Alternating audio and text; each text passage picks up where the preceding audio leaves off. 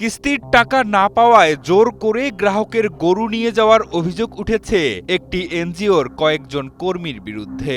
ঋণের টাকা পাবে, ঋণের টাকা নিবে, গরু নিয়ে যাবে।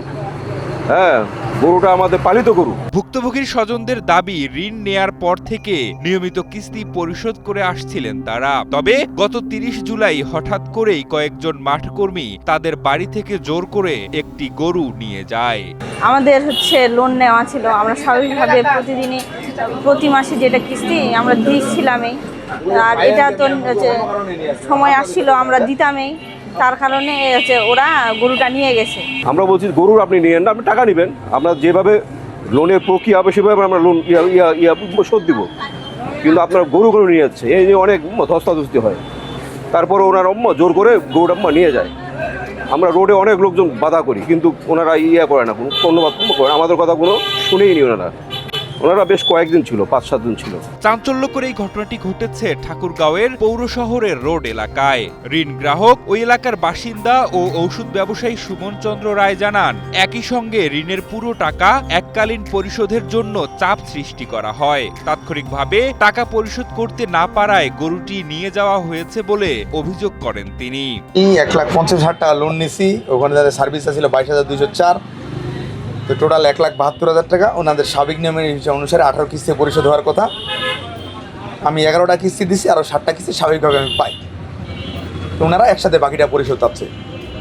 আমি এটা আমার পক্ষে দেওয়া সম্ভব না একসাথে, সেই জন্য ওনারা আমার বাসায় গরু নিয়ে চলে গেছে। অভিযোগের 6 দিন পেরুলেও এখনো সমাধান হয়নি বলে জানান ভুক্তভোগী সুমন চন্দ্র রায়। তবে গরুটি ফিরিয়ে দিয়ে স্বাভাবিক নিয়মে কিস্তি চালিয়ে যাওয়ার অনুরোধ জানান গ্রাহক সুমন ও তার স্বজনরা।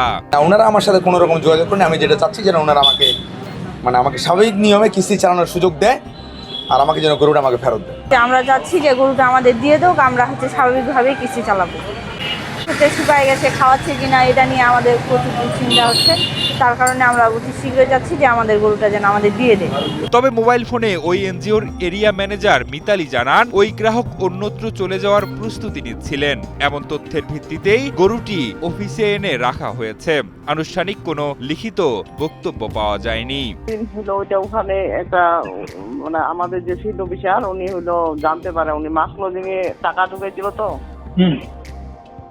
ওরা নাকি চলে যাচ্ছিল, তখন কেমন করে আবার টাকা আনতে গেছে, তখন বলে বাসায় পারিবারিক ওদের ঝামেলার জন্য ওখান দিয়ে চলে যাচ্ছে। এটা ওই দিন ওই মুহূর্তে শুনছিলাম, তারপরে ওই বিষয়টা ফিনিশিং না হওয়াতে আমি চলে আসছিলাম। তো ওইখানকার রোডে 2জন ছেলে ওইটা নিয়ে বিষয়টা নিয়ে বসছিল, তখন ওরা এই গরুটা পাঠিয়ে দিল যে আপনারা যান, ওখানে যায় আমি যে সদস্য তাকে নিয়ে যায় বুঝলি। তবে এ বিষয়ে গ্রাহক সুমন চন্দ্র রায় জানান, তারা অন্যত্র নয় বরং পাশেই ভাড়া বাসাতে ওঠার প্রস্তুতি নিচ্ছিলেন সেদিন। এছাড়া এখানে তার ফার্মেসির ব্যবসাও রয়েছে বলে জানান গ্রাহক সুমন চন্দ্র রায়। না, বাড়ি থেকে চলে আসলে আমার অলরেডি দোকান আছে, আমি ভাড়া বাসায় উঠছি।